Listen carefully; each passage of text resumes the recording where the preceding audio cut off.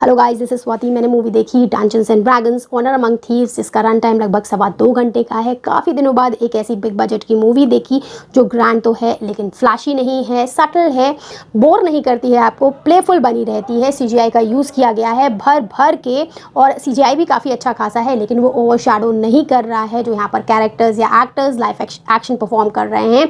उस चीज़ को इमोशंस और फन का प्रॉपर बैलेंस बना रहता है पूरी मूवी में, क्योंकि ये मूवी एक गेम पर बेस्ड है by the same name D&D dungeons and dragons. तो उसके एंथुसियास्ट के लिए बहुत इंपॉर्टेंट थी ये, और उनको अपील भी कर रही है उतना ही जितना हम नाइव्स को, जो D&D को बासा ET से या फिर बिग बैंग थ्योरी में जब शेल्डन और उनका ग्रुप बैठता था वो खेलते थे, उनकी डंजन्स एंड ड्रैगन्स की नाइट होती थी। और अभी रिसेंटली स्ट्रेंजर थिंग्स में एडी ने हमें इसके रूल्स से और इसके क्लब से परिचित कराया है। इसके सीक्वेंस ऑफ इवेंट्स इस तरीके से जोड़े गए हैं कि सब चीज़ें बहुत इंटरेस्टिंग लगती हैं।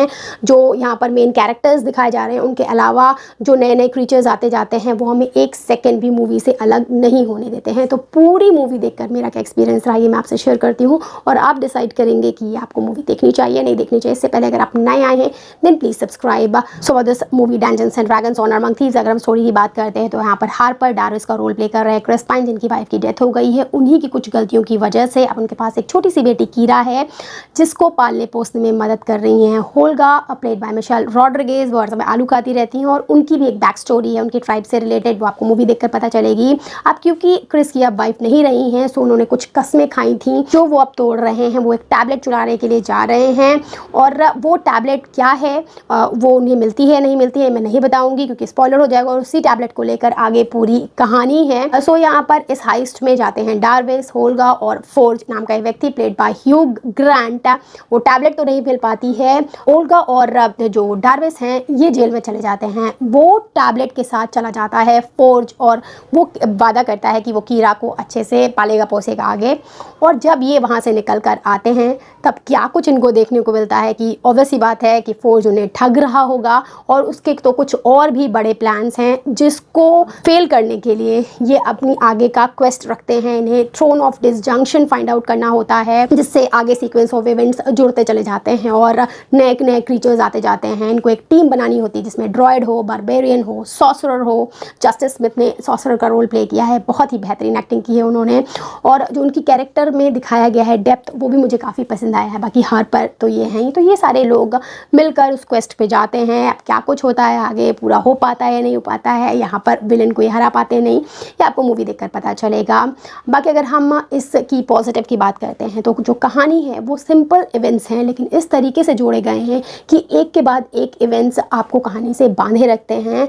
क्रीचर्स जो नए नए आते रहते हैं, जो इवेंट्स होते हैं, चाहे वो ड्रैगन वाला हो या जेली वाला हो या फिर एक ब्रेन वाले क्रीचर्स आपको दिखेंगे, वो सब बहुत इंटरेस्टिंग लगते हैं, और आपका ध्यान एक सेकेंड भी कहीं नहीं जाता है। जहाँ पर मूवी स्लो चल रही होती है वहाँ पर भी नहीं जाता है, उसको भी इन्होंने बहुत ही अच्छे अच्छे फन से या फिर लैंडस्केप से फिल किया हुआ है। सेकेंड चीज़ है यहाँ पर फन एलिमेंट मुझे बहुत अच्छा लगा है। कुछ डायलॉग्स बहुत ही सरकास्टिक हैं। यहाँ पर 2 सीन्स तो आपको ऐसे मिलेंगे जो मीम्स बनेंगे, जिसमें मैं बता रही हूँ। एक सीन है जिसमें क्रिस पाइन उनका बॉडी डबल जैसा है, या फिर एक इमेजरी है जो सॉसरर उनको फेक करके भेजता है सैनिकों को भटकाने के लिए, उस पर ज़रूर मीम्स बनेंगे। और दूसरा है इसमें इनको कब्रें खोदनी होती हैं, और उसका तो एंड क्रेडिट में भी दिखाया जा रहा है, वो उस पर 100% मीम्स बनने वाले हैं। सो यहाँ पर फन एलिमेंट मुझे बहुत अच्छा लगा है, दैट टू डायलॉग्स विटी भी हैं।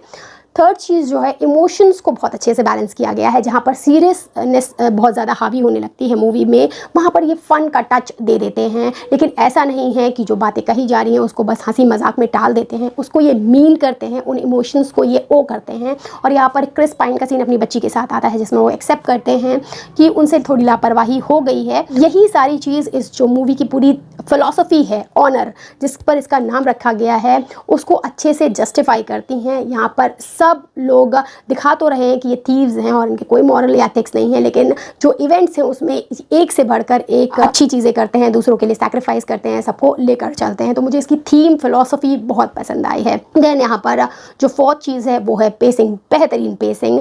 जहाँ पर भी स्लो है, मैंने बताया ऐसा तो नहीं है कि बहुत ही फास्ट पेस मूवी है, स्लो होती है लॉर्ड ऑफ द रिंग्स की तरह, आराम से बीच बीच में चलने लगती है, लेकिन वहाँ पर भी बढ़िया बढ़िया फिलर्स हैं, लैंडस्केप्स हैं। वो पेसिंग आपको बहुत ही ज़रूरी लगती है, वरना शायद आपको आपको इवेंट समझ में आए ना। बाकी अगर नेगेटिव्स की बात करें तो मुझे यहाँ पर कोई भी चीज़ नेगेटिव नहीं लगी है। मुझे ये मूवी टोटल पैसा वसूल लगी है। बाकी अगर मैं एक्टिंग की बात करते हैं तो क्रिस पाइन, उन्होंने मुझे शॉक कर दिया है और मेरी क्रिसेस की लिस्ट में अब उनकी पोजीशन काफ़ी हाई हो गई है और वो काफ़ी क्यूट भी लगे हैं इस मूवी में। मिशेल रॉड्रिगेज, उनका जो कैरेक्टर बनाया गया है वो उनके पर इतना ज़्यादा सूट हो रहा है कि उनके अलावा मैं किसी को इमेजिन नहीं कर सकती हूँ। स्पेशल मेंशन मैं करूँ तो जो सोफीना है उनका ज़्यादा रोल तो नहीं है, वो विलन बनी है।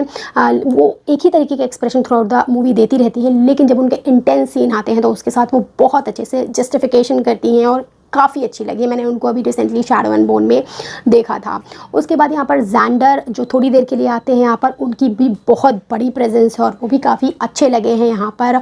और डोरिक को मैं नहीं भूल सकती हूँ, वो आउल बेयर जब बनती है या जो उनके सीन्स आते हैं जो फास्ट सीक्वेंस में चलते हैं, उनका शेप शिफ्टर हैं वो बहुत अच्छे से सब चीज़ों में कन्वर्ट होती हूँ, उस पर वो बहुत ही सूट हुई हैं। जस्टिस स्मिथ का जो इनर डायलॉग्स आते हैं और वो बड़े कन्फ्यूज़ रहते हैं, उनको अपने आप से ही फाइट करना पड़ता है, उसको वो बहुत अच्छे से पोर्ट्रे कर पाए हैं।